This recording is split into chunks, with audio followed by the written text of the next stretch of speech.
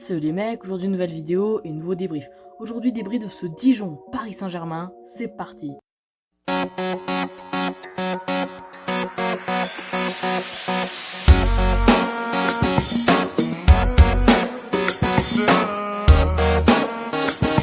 Et en raison de sa contre-performance contre Monaco, Paris devait se relancer. Et quant à Dijon, il devait tout faire pour éviter le maintien. Bon alors déjà, au niveau des compositions, du côté dijonnais, on a Ratchopi dans les cages, Boé en latéral droit, Ngonda en latéral gauche, donc une défense à 5, et les trois centraux sont Koulibaly, Ekwelemanga et Panzo. Au milieu de terrain, on a Pape Diop, Ebimé et Selina. Et pour les deux attaquants, on a Konaté et Baldé. Du côté parisien, on y reviendra tout à l'heure, mais beaucoup d'absents, mais quand même une grosse équipe avec Navas dans les cages, Kehrer en latéral droit, Diallo en latéral gauche. La défense centrale est composée de Kimpembe et de Marquinhos.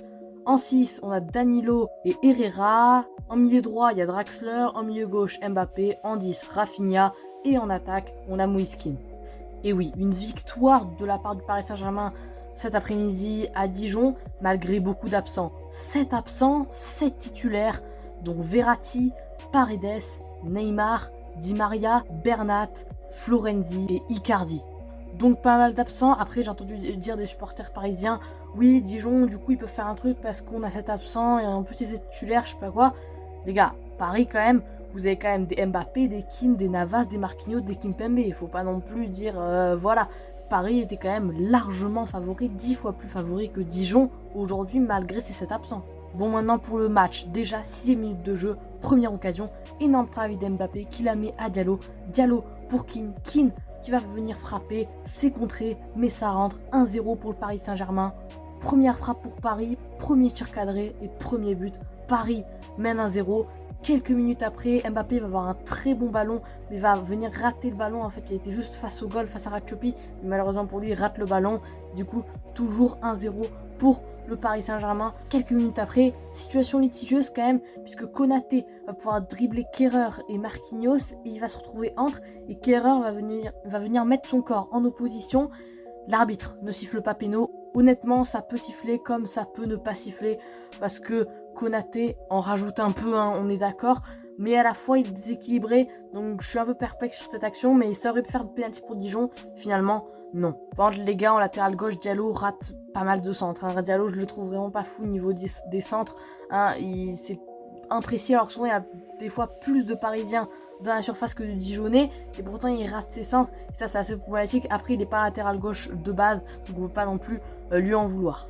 Ensuite un ballon anodin, Kehrer qui va venir frapper du gauche, et ça me fait penser un peu à l'action avec la frappe de Dalot contre le Paris Saint-Germain en 2019, et quand Kimpembe met sa main comme ça va faire la même, et main du coup, penalty pour le Paris Saint-Germain, qui va être très bien transformé par Mbappé, contre-pied parfait, 2-0 pour Paris, mais le PSG ne va pas s'arrêter là, non, passe superbe sur Mbappé, Mbappé centre sur Draxler, but, mais malheureusement pour le PSG, ce but est refusé, on se fait toujours quand même 2-0, et même si ça pourrait faire 3-0, c'est un très bon résultat à la mi-temps. En tout début de cette seconde période, Dinemimbe va s'engouffrer sur le côté, va pouvoir centrer sur Konaté, mais malheureusement, il n'arrive pas à couper, dans tous les cas il y avait hors-jeu, donc pas de regret. Et même pas 3 minutes après, je crois, Kehrer essaye de rentrer un petit peu dans l'axe, la met à Rafinha, Rafinha pour Mbappé, Mbappé enroule du gauche, un petit filet, 3-0 pour Paris qui écrase Dijon. Mais Dijon va quand même avoir une occasion sur un corner, tête d'Ekwelemanga, mais malheureusement la tête de l'ancien Lorientais passe juste à côté du but du costaricien Keylor Navas. Et les gars, à un moment, Mbappé, il était face à Ngonda, il a fait danser, hein, il lui a mis des petits points, à un moment après, il a fait un espèce de grand pont en faisant des trucs avec ses pieds, impossible. Ngonda lui met un gros coup dans la tête, mais pas de faute, pour l'arbitre pas de faute, alors qu'honnêtement les gars, il y avait largement faute. Dijon était assez agressif, sur ce match, parce que vraiment, ils faisaient beaucoup de fautes, ils empêchaient parfois Draxler ou des Rafinha de jouer, parce que par peur de se prendre une contre-attaque, par peur de prendre un but ou de se faire humilier, du coup ils essayaient de faire plein de fautes, parfois il y avait des avantages, et du coup voilà. Maintenant, passons à la dernière rubrique, les tops et les flops. Bon déjà dans les tops, je vais mettre Kylian Mbappé, que j'ai trouvé vraiment pas mal. Hein. Il a marqué 2 buts, hein, donc évidemment, tu es obligé de le mettre dans les tops selon moi. Dans les tops, j'ai bien aimé Rafinha, hein, donc on va mettre Rafinha. J'ai bien aimé, en plus à moi il a fait une passe décisive à Mbappé, et du coup c'est pour ça que je le mets. Et dans les flops, honnêtement, un peu toute l'équipe de Dijon, hein. Konaté essaie de faire des trucs mais en vain. Dina Mimbe également. Célina a provoqué le penalty, donc je vais peut-être dire Célina. Et en particulier la défense de Dijon. Enfin en général la défense de Dijon, je voulais dire. Mais sinon voilà. Bref voilà les amis, c'est la fin de cette vidéo. J'espère que vous aura plu.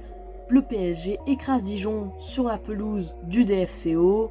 Le club de la capitale se relance. Et les gars, seule chose que je viens de vous dire, c'est salut.